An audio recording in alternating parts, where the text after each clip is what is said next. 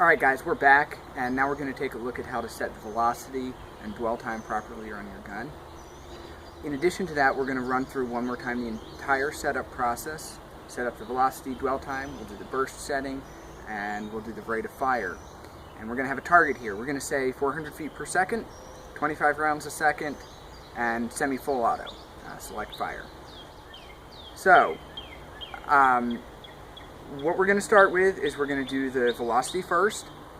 And the first step with that is you want to turn your dwell time all the way up. So there's a small knob labeled dwell, all the way counterclockwise is all the way up. And that's gonna be where we're going to start with our dwell. At this point, we're going to set the velocity using the pressure on our regulator, and then we're going to turn down the dwell to maximize our air efficiency. So we're going to go ahead and set the pressure somewhere around where we think it might need to be, and we're going to take some test shots with our chrono here.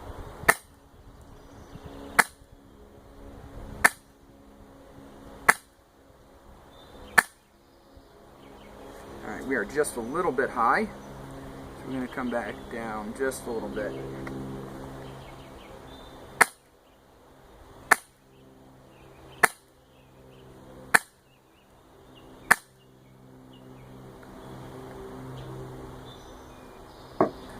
And right there should be good.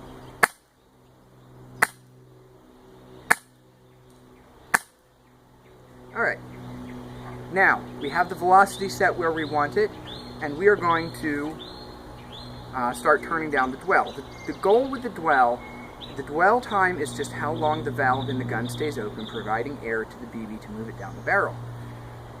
So what you want is you want the valve to stay open just long enough for the BB to move all the way down the barrel, leave the barrel, and then you want it to close. If it stays open longer, you just waste air because the BB's already gone.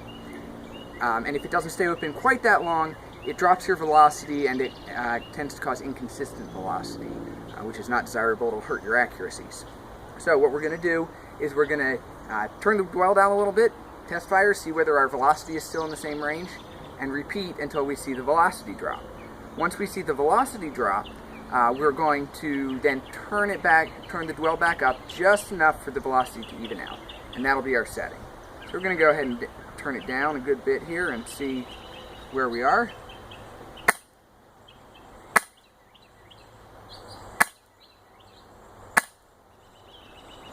Alright, and we're going to go down a little bit more because we're still even.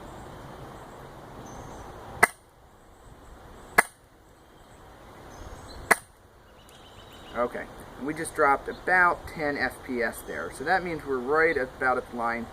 So we're just going to turn it back up just a tiny bit.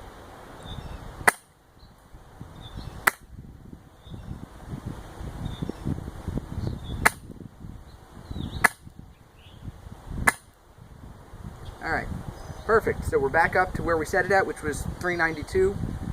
Good for a 400 FPS limit game.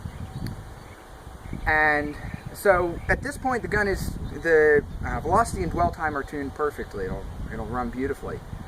So, and get great air efficiency. So what we're going to move on to now is we're going to set our rate of fire. And I think we said we'd aim for 25 rounds per second. So, again, we're just going to kind of take a guess and see where we start out. Actually, the chrono isn't going to read until we set it to full auto because it won't read the 3-round burst for rate of fire. So we'll go ahead and set the burst mode. Again, what we're going to do is plug in the battery with the trigger held down, and then we're going to cycle through the menu using the trigger. And we're looking for six flashes since we're looking for full auto, so that should be good. And now it'll time out after just a minute, and now we can test our rate of fire. All right, we're sitting at 29, so we'll turn it down a little bit.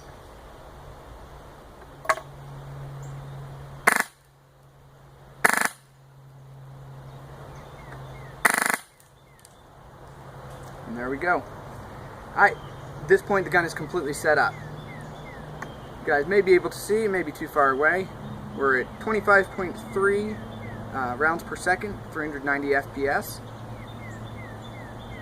And the gun is good to go. I hope these videos have been helpful to you guys.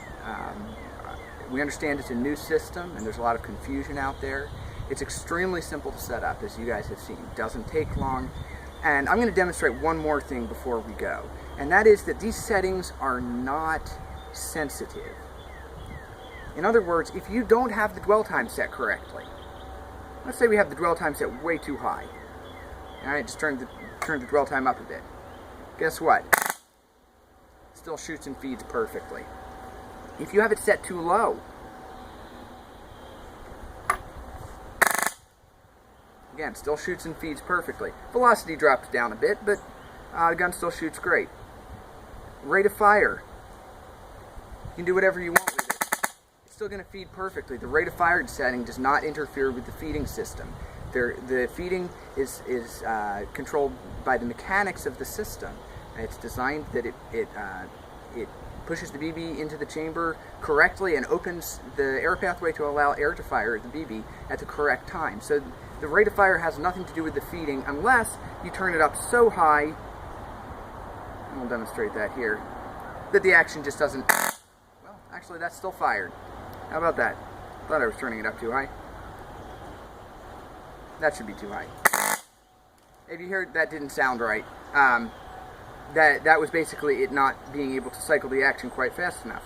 So you turn it down a little bit, and we just ran out of BBs, but and you're feeding again. So when we talk about this system being simple, being easy to use, very straightforward, this is what we mean. Even if you don't have it tuned perfectly for maximum air efficiency, the system's going to run great, it's going to shoot great, and it's only going to take you a few minutes to set up. So again, send us any questions you have, we'll be happy to answer them, and we look forward to seeing you guys on the field.